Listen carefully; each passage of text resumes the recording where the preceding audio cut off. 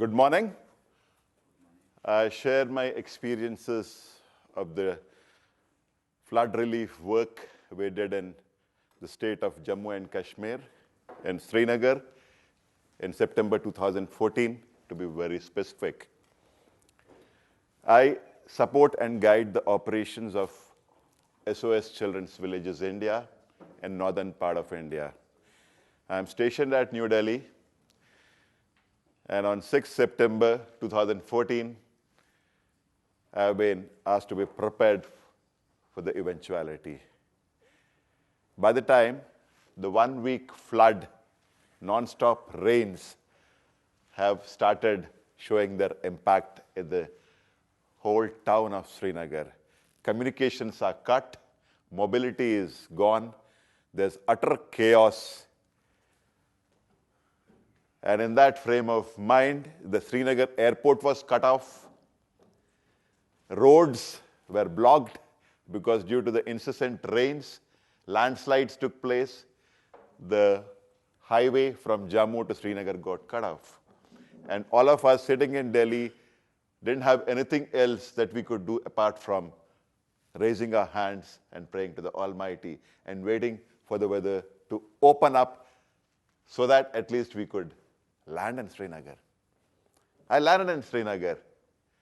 The airport, I was very fortunate that at that particular day, on that particular day, till afternoon 2 o'clock, the airport was working. Because after 3, I learned later that the airport was once again, there were rains and the function stopped for another 2 days. I landed in Srinagar with quite a bit of medicines, some foodstuff. There were already government agencies who were working. We were first concerned about our own families in the village, in the family strengthening program. And there are so many acts of bravery, of courage, of togetherness, people coming together, even amidst all the chaos. I could see youngsters who were manning boats because the only mode of transport which was available was the boats because the whole city was flooded and makeshift boats. Young woman being rescued, young woman with 3-month-old baby. And the level of the water is so high that unless and until somebody holds the baby high, there's always a risk that both the mother and the child can get washed away. We went to a particular area which is called Saida Kadal, which is in the heart of the city, where we found that out of the 20,000 odd houses in that particular village, small, more than 80% of them were completely destroyed. All of them had just collapsed like a house of cards. People look up to you with so much of expectations because SOS as an NGO is working in Srinagar since 2004 for the previous 10 years.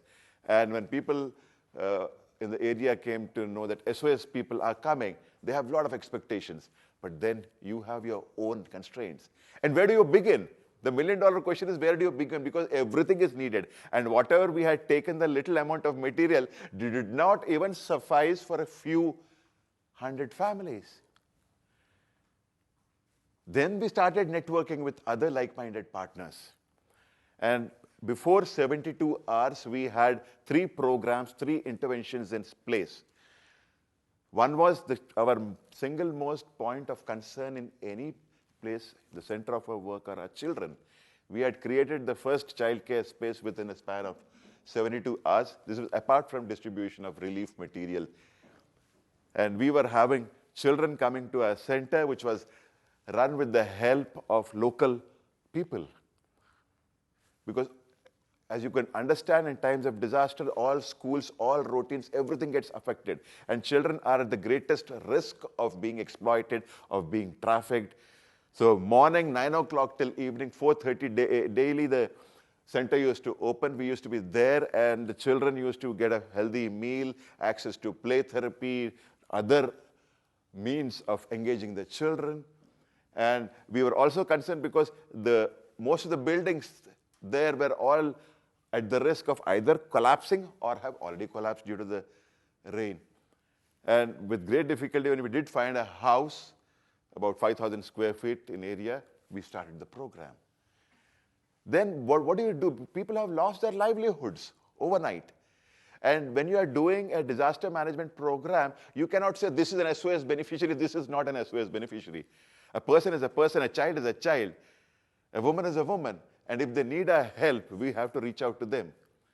So for a span of 1 month, we didn't see who is an SOS, who is non-SOS. The person is important. The human being, nothing is more important than a human being.